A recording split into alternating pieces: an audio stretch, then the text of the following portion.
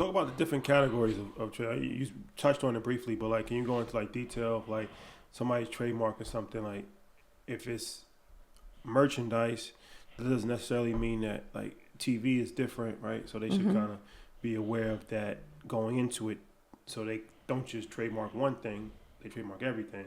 Right. Talk about like why that's important. That is so important. And I was just, I always share this story because I think it's a lesson. Actually, two stories. So one, LeBron James filed a trademark, right? And he filed a trademark. Well, Taco Tuesday, he did file Taco Tuesday, but Taco Tuesday was rejected for a failure to function as a trademark, which I totally disagree with the government on that, because I do think it functioned as a trademark in the way LeBron was using it, right? LeBron should have hired me to argue that for him. I was ready for it too. And actually now I think Taco Tuesday actually fails to function as a trademark in a restaurant setting, because all type of restaurants can say Taco Tuesday. So when it's failing to function as a trademark, it just means that people in the marketplace are readily talking about it, right? That's why Birdman said, if I knew what I knew then, I would have trademarked the word bling bling. Because once the words are viral, it kind of loses its source identifier and it can't relate back to where the source come from. That's why Black Lives Matter, it's not a trademark. It's not registered. That's why when that whole story came out about Kanye West and these guys going to stop Kanye West from using White Lives Matter, it was just a whole, it was all wrong. One, the guys wasn't going to get White Lives Matter, because if you can't trademark Black Lives Matter, who can trademark White Lives Matter? But also, too, Kanye actually could have proved prior use if he wanted to fight this case.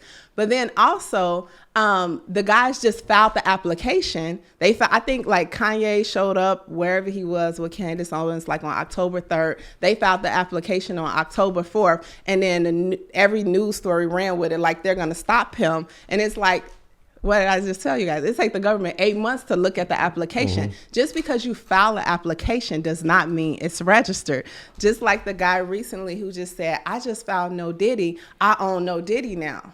No, you don't own No Diddy now. You just filed the application, and actually you just wasted your money, because you cannot file a living being's their name without their consent. You could go and look at all these attempts to file a Donald Trump trademark or an Obama trademark, and it fails because you have to have consent of the living individual. And if they die and they're a legacy, you have to get consent from their estate. That's why Bob Marley family has been able to sue so many people. Now, to answer your question, it's so important that you make sure that you cover all the classes, because LeBron James did file a trademark, and it's for I am more than an athlete. And the trademark office actually approved it. Well, there is actually a trademark that's registered for more than an athlete, right? Now it's from a nonprofit organization, and it looks like, well, they did it themselves, right? And so their trademark was actually registered. So then here comes LeBron James in one class, though. They registered in one class. LeBron James then files the trademark in all these other different classes, right? And the trademark office approved it, because remember I told you certain trademarks can coexist in the marketplace. Well, now that person is trying to sue LeBron James for $33 million, right? But does the registration support the $33 million claim?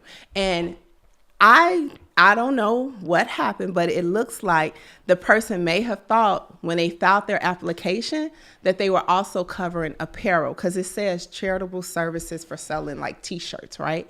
And they filed it for service class, but apparel actually falls in a different class. So it's so very important. Actually, out of the 45 classes, 1 through 34 is products, and then 35 through 45 is services.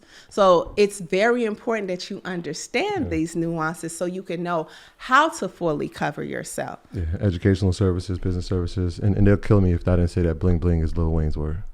Oh, shout out to Wayne. Yeah. So it's Lil Wayne. Well, I just know Birdman said it. So yeah, but see, it lacks the source, right? Exactly. He was tight about it that he didn't trademark it, but yeah. But because I wanted. I just one quick question about that.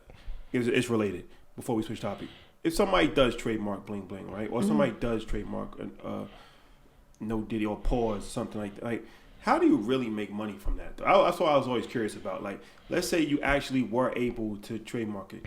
people are going to say it all day, every day, right? You're not going to be able to physically get paid for any Right. time somebody says that, right? Right. So does it really even mean anything if somebody did trademark it? So what it would mean, so for instance, if so no Diddy is, it can't happen, but say for instance it could happen, and he could put it on t-shirts, right? And he could start selling t-shirts and apparel. Now he can stop anyone from selling t-shirts. You can't stop us from saying no Diddy out our mouth though, right? So it's not like you own the power of the word, but you own it as it relates to that particular class. So like, let's use bling bling. If somebody tries to put that in an ad for a commercial, that would be a situation where you could put a cease and desist, or you could have royalties paid, or how would that work?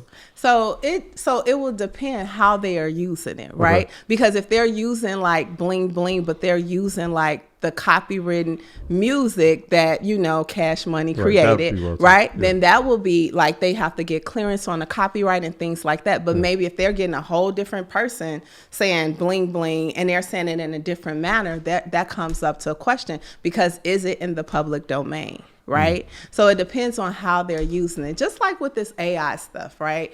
As it relates to AI, you know, it's AI when it's intentionally trying to sound like an artist, and it is sounding like an artist and people are thinking it's the artist, that may be an issue. But I don't know if you guys remember like the song Panda when it came out. Oh yeah. I thought that was Future. Y'all, yeah. We remember that. Right? Yeah, of course. But that's how designers sound. So Future can't, that's how the man sound, right? So you can't stop him, because I swear I thought it was Future, but that was someone else, but that's his sound. You can't stop that. But I think what's crazy with this technology, with AI and things like that, is the fact that if it's intentionally trying to sound like, you know, a Kanye or a 50 Cent, they should have the right, because that's their livelihood. That's the right of their publicity. And if, especially, the thing is it for commercial purposes though? Are you getting paid from the AI, right? Like, you know, I'm from Chicago and we had a store and it was called Dominic's, right? And so Dominic's used Michael Jordan's likeness to promote steaks. And Michael Jordan gave them no permission to do that. And he sued them and won a multi-million-dollar lawsuit from that, because you cannot use a celebrity likeness without their permission for commercial purposes. Especially when he has a steakhouse in Chicago. You know, I actually think he took the money he won from the lawsuit and opened the steakhouse in Chicago, and now Dominic's is nowhere else to be found. Night. Yeah.